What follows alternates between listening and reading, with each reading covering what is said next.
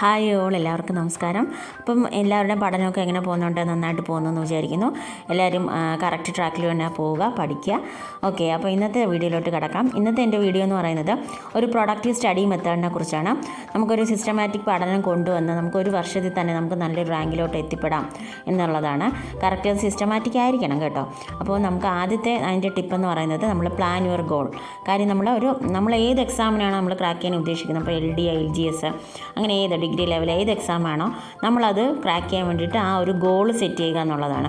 അതിന് first of all വേണ്ട എന്തായിരിക്കും, നമ്മുടെ മെറ്റീരിയൽസൊക്കെ നമ്മൾ കളക്ട് ചെയ്യുക. അതിന് വേണ്ട എന്തൊക്കെ ബുക്കുകളാണ്, പീരിയോഡിക്കൽസ് അങ്ങനെ എന്തെങ്കിലുമൊക്കെ ഉണ്ടെങ്കിൽ നമ്മളതെല്ലാം മെറ്റീരിയൽസ് എല്ലാം കളക്ട് ചെയ്ത് വെക്കുക എന്നുള്ളതാണ് ആദ്യം. അങ്ങനെ നമ്മുടെ പ്ലാൻ സെറ്റ് ചെയ്ത് വെക്കുക എന്നുള്ളതാണ്. രണ്ടാമതെന്ന് പറയുന്നത് നമ്മളൊരു കംഫർട്ട് പ്ലേസ് നമ്മൾ തിരഞ്ഞെടുക്കുക എന്നുള്ളതാണ് നമുക്ക് പഠിക്കുന്നതിന് വേണ്ടിയിട്ട്. കാര്യം നമ്മൾ ഒരുപാട് സ്ഥലത്തുകളിൽ ഇരിക്കുമ്പോഴത്തേ നമുക്ക് ഒരു ക്ഷീണമായിരിക്കും. നമുക്ക് ബെഡ്റൂമിലാണെങ്കിൽ നമ്മൾ ബെഡിൽ ചെന്നിരുന്ന് പഠിക്കുമ്പോൾ നമുക്ക് അതിൻ്റേതായൊരു ബുദ്ധിമുട്ടുകളുണ്ടാകും. അതിന് പകരം നമ്മൾ ഏത് പ്ലേസിലാണ് നമ്മൾ ചെറിയൊരു സ്ഥലത്തിരുന്നാലും മതി, അവിടെ നമ്മളെ കംഫർട്ട് സോൺ ആക്കുക എന്നുള്ളതാണ്. നമ്മുടെ ബുക്കുകളെല്ലാം എണ്ണം പ്രിപ്പയർ ചെയ്ത് അടുക്കി വെച്ച് നല്ലൊരു ഓർഡർ ആക്കി വെച്ചാൽ തന്നെ നമുക്ക് എല്ലാ ദിവസവും അവിടെ നിന്ന് പഠിക്കാൻ പറ്റുന്നതായിരിക്കും. അതിൽ നമുക്ക് നമ്മുടെ കംഫർട്ട് സോൺ ആകുമ്പോൾ നമ്മുടെ നോട്ടെല്ലാം അവിടെ പ്രിപ്പയർ ചെയ്ത് വെക്കാം അല്ലേ. അതുപോലെ നമുക്ക് അഫർമേഷൻസ് കൊടുക്കാം. നമുക്ക് ഇത്ര റാങ്ക് കിട്ടും, ഈ റാങ്ക് ആയിരിക്കും നമുക്ക് കിട്ടാൻ പോകുന്നത് എന്നുള്ള അഫർമേഷൻസ് ഒക്കെ കൊടുത്ത് നമുക്ക് ആ നമ്മുടെ ഇരിക്കുന്ന സ്ഥലത്ത് തന്നെ നമുക്ക് അവിടെ ഒരു പേപ്പറിൽ നമുക്ക് ഒട്ടിച്ച് വയ്ക്കാം. കാര്യം നമുക്കതൊരു മോട്ടിവേഷൻ ആയിരിക്കും. നമ്മൾ പഠനത്തിൽ തന്നെ നമ്മൾ മുന്നോട്ട് പോയിക്കൊണ്ടിരിക്കും. ആ ഒരു റാങ്ക് കാണുമ്പോൾ തന്നെ നമ്മൾ എന്തിന് സ്റ്റാർട്ട് ചെയ്തു എന്ന് കാണുമ്പോൾ തന്നെ നമുക്ക് ആ ഒരു റാങ്കിലോട്ട് എത്തിപ്പെടാനുള്ള ദൂരം നമുക്ക് കുറഞ്ഞുകൊണ്ടേ ഇരിക്കും എന്നുള്ളതാണ് കേട്ടോ. മൂന്നാമത്തെ പ്രിപ്പറേഷൻ എന്ന് പറയുന്നത് നമ്മുടെ എന്തായിരിക്കും, നമ്മൾ സിലബസ് എടുക്കുക എന്നുള്ളതാണ്. സിലബസ് എടുത്ത് നമ്മൾ സ്പ്ലിറ്റ് ചെയ്തെടുക്കുക എന്നുള്ളതാണ്. നമുക്കറിയാം നമ്മുടെ റാങ്ക് ഫയൽസ് ആയാലും നമ്മുടെ ബുക്കുകളായാലും അതൊരു വാസ്റ്റ് ഏരിയ ആയിരിക്കും അല്ലേ. നമ്മളതിനെ റെഡ്യൂസ് ചെയ്ത് സിലബസ് നമ്മൾ സ്പ്ലിറ്റ് ചെയ്തെടുത്ത് ഓരോരോ മോഡ്യൂളുകളാക്കി തിരിച്ചെടുക്കുക. അപ്പോൾ നമുക്ക് കൂടുതൽ പഠനത്തിലോട്ട് കൂടുതൽ ഉഷാറാവും. കാര്യം എന്താ, നമ്മുടെ ഇത്രയേ ഉള്ളൂ പഠനം എന്നുള്ളൊരു അതിൻ്റെ ലെങ്ത്ത് കുറഞ്ഞു, അതിൻ്റെ നമ്മൾ എഴുതി വെച്ച് നമ്മുടെ ആ സിലബസ് ഇത്രയും കുറഞ്ഞു കിട്ടി, നമുക്ക് ഇത്രയേ ഉള്ളൂ പഠനം എന്നുള്ളത് വരുത്താൻ വേണ്ടിയിട്ടാണ്.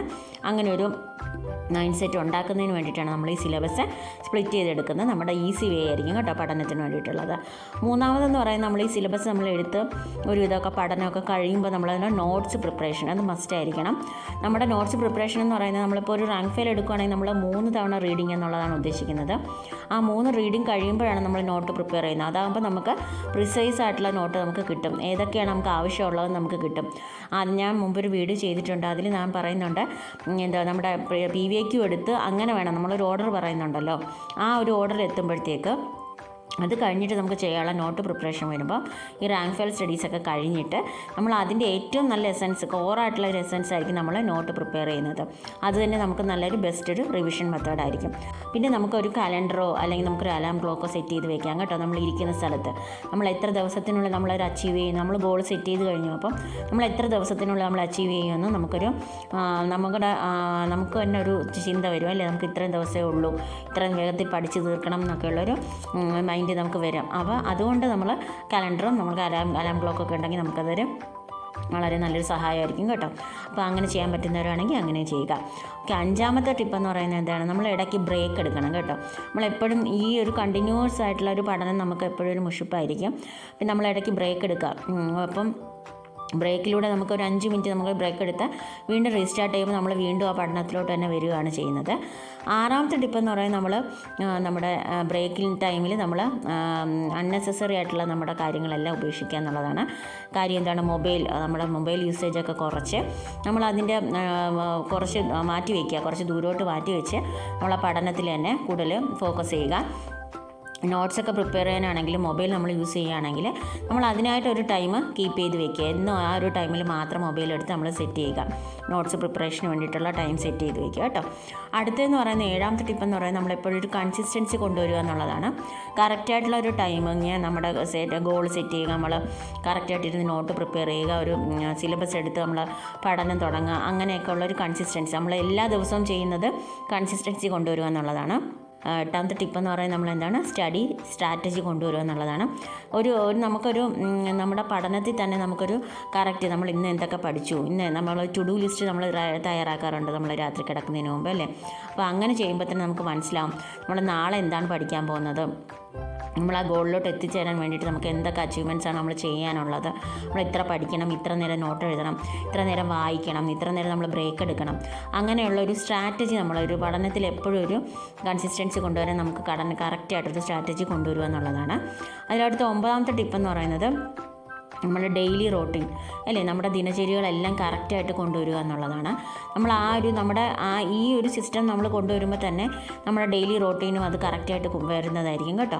നമ്മൾ എല്ലാ ദിവസത്തെയും ഓരോരോ കാര്യങ്ങൾ കറക്റ്റായിട്ട് ചെയ്തു വരുമ്പോൾ ഈ ഡെയിലി റൂട്ടീന് നമ്മുടെ ലൈഫിൻ്റെ ഒരു ഭാഗമാകുമായിരിക്കും ചെയ്യുന്നത്. അങ്ങനെ അതൊരു സിസ്റ്റമാറ്റിക് ആയിട്ടുള്ള പഠനത്തിലോട്ട് നമുക്ക് വഴിവെക്കും. അടുത്തതെന്ന് പറയുന്നത് ഏറ്റവും മോസ്റ്റ് ആൻഡ് ഇമ്പോർട്ടൻ്റ് എന്ന് പറയുന്നത് 10ാമത്തെ ടിപ്പ്, നമ്മൾ പഠനം എന്ന് പറയുന്നത് എപ്പോഴും ഒന്ന് ആസ്വദിച്ച് പഠിക്കുക എന്നുള്ളതാണ് കേട്ടോ. എൻജോയിങ് ദ സ്റ്റഡി എന്നാണ്. നമ്മൾ എപ്പോഴും പഠനം നമ്മൾ ഒരുപാടുണ്ട്, നമ്മൾ ഓവർ തിങ്ക് ചെയ്ത് നമ്മൾ ഒരുപാട് പഠിക്കാനുണ്ട്, ഒരുപാട് പഠിച്ച് നമുക്ക് ഇതാവും, നമ്മൾ ഇത്ര ആദ്യം എത്തിപ്പെടുമോ എന്നൊക്കെയുള്ള ഒരു കൺഫ്യൂഷൻസ് നമുക്ക് ഉണ്ടാക്കാതെ എപ്പോഴും പഠനം നമുക്ക് ഇത്രയും കാര്യങ്ങൾ നമ്മൾ ഈ ഒരു 10 മെത്തേഡ് ടിപ്പ് ചെയ്ത് വരുമ്പോൾ തന്നെ നമ്മൾ കറക്റ്റായിട്ടൊരു വേയിലായിരിക്കും നമ്മൾ പോയിക്കൊണ്ടിരിക്കുന്നത്. പിന്നെ നമുക്ക് കൺഫ്യൂഷൻസിൻ്റെയും നമുക്കൊരു പേടിയുടെ ഒരു ആവശ്യമൊന്നും വരുന്നില്ല. കറക്റ്റായിട്ട് നമ്മൾ സ്റ്റഡി എപ്പോഴും നമ്മളപ്പോൾ ഒരു ആസ്വാദമാക്കി നമ്മൾ പഠിച്ചുകൊണ്ടേ ഇരിക്കും എന്നുള്ളതാണ് കേട്ടോ. അപ്പോൾ ഇത്രയും ടിപ്പുകളാണ് ഇന്ന് എനിക്ക് പറയാനുള്ളത്. ഈ ഒരു 10 ടിപ്പ് നിങ്ങളൊന്ന് ട്രൈ ചെയ്ത് നോക്കുക. അപ്പോൾ എന്തെങ്കിലും ഫീഡ്ബാക്ക്സ് ഉണ്ടെങ്കിൽ എന്നെ അറിയിക്കുക, ഞാൻ നിങ്ങൾക്ക് റിപ്ലൈ ചെയ്യുന്നതായിരിക്കും. നിങ്ങൾക്ക് എന്തെങ്കിലും സജഷൻസ് ഉണ്ടെങ്കിലോ അല്ലെങ്കിൽ നിങ്ങൾക്ക് എന്തെങ്കിലും വീഡിയോ ചെയ്യണം എന്നുണ്ടെങ്കിൽ നിങ്ങൾ പറയുക കേട്ടോ. ഓക്കെ, എല്ലാവരും പഠിക്കുക. ഓക്കെ, നെക്സ്റ്റ് വീഡിയോ കാണാം. എല്ലാവർക്കും thank you. Bye all. By.